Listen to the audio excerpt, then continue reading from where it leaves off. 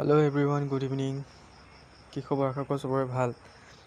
ফ্ৰেণ্ডসকল, Assam police grade 4 যি চাফাই কৰ্মচাৰী পোষ্ট আছিল তাৰ প্ৰশ্ন উত্তৰ কেইটামান দিবলৈ আহিছোঁ আজিৰ ভিডিঅ'ত। বন্ধুসকল, আমি সকলোৱে জানো যে ইণ্টাৰভিউ আমাৰ সোনকালে হ'ব। এতিয়া নৱেম্বৰ লাষ্ট উইকৰ পৰা, বেছি দিন নাই যিহেতু, নৱেম্বৰ লাষ্ট উইকৰ পৰা ইণ্টাৰভিউ ষ্টাৰ্ট হ'ব। অক্টোবৰৰ 1ৰ পৰা 15 তাৰিখৰ ভিতৰত আপোনালোকে এডমিট কাৰ্ড পাই যাব। তাৰ কাৰণে উত্তৰ কেইটামান আনিছোঁ। চাফাই কৰ্মচাৰীৰ কাম কি? উত্তৰটো হ'ব অফিচ আৰু চৌহদ পৰিষ্কাৰ কৰা, শৌচালয় পৰিষ্কাৰ কৰি ৰখা, আৱৰ্জনা সঠিক ঠাইত পেলোৱা, পৰিষ্কাৰ পৰিচ্ছন্ন বজাই ৰখা। আছাম পুলিচত চাকৰি কৰিব বিচৰাৰ কাৰণ কি? যদিহে এনেকৈ সোধে, উত্তৰটো একদম ধুনীয়াকৈ দিব। সহকাৰী সেৱাৰ জৰিয়তে মানুহক সেৱা আগবঢ়াব বিচাৰোঁ আৰু সততাৰে নিজৰ দায়িত্ব পালন কৰিব বিচাৰোঁ। নেক্সট কুৱেশ্যন, পৰিষ্কাৰ পৰিচ্ছন্নতা কিয় প্ৰয়োজন? উত্তৰ দিব, পৰিষ্কাৰ পৰিচ্ছন্নতাই ৰোগ কমায় আৰু সুস্থ পৰিৱেশ সৃষ্টি কৰে। নেক্সট কুৱেশ্যন, পুৱা সোনকালে বা ৰাতি শ্বিফ্টত কাম কৰিব পাৰিবনে? যদিহে আপোনাক এনেকৈ সোধে, উত্তৰ দিব, হয় ছাৰ বা মেডাম যোনেই নাথাকক, যিকোনো শ্বিফ্টত কাম কৰিবলৈ সাজু আছোঁ।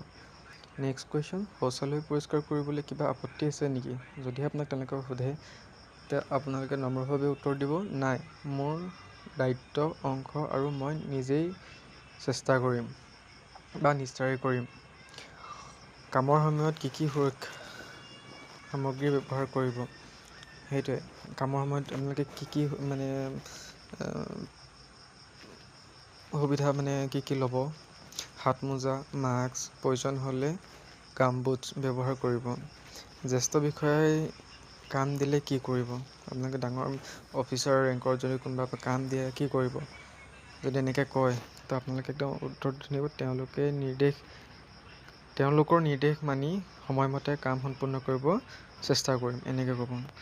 যদি কয় নেক্সট কুৱেশ্যন আছে, দলবদ্ধভাৱে কাম কৰিব পাৰিবনে?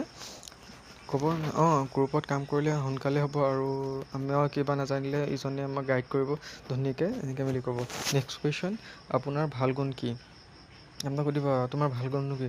সততা, পৰিশ্ৰম আৰু দায়িত্ববোধ, এনেকৈ ক'ব।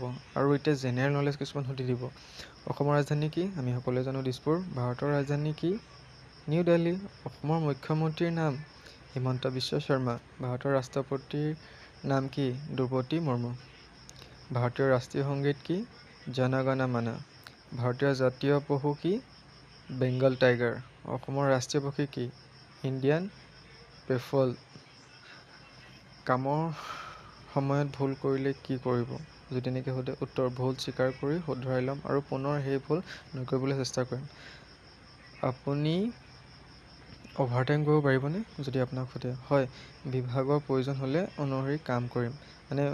আপোনাক যিটো ডিপাৰ্টমেণ্টত আপুনি চাকৰি পাব বা হেৰি কৰিব, তাত যদি কয় যে মোক অভাৰটাইম কৰিব লাগিব তোমাক, তো আপুনি ধুনীয়াকৈ ক'ব যে হয়, মই পাৰিম, যিহেতু আপোনাক সেইটো ডিপাৰ্টমেণ্টতে দিব।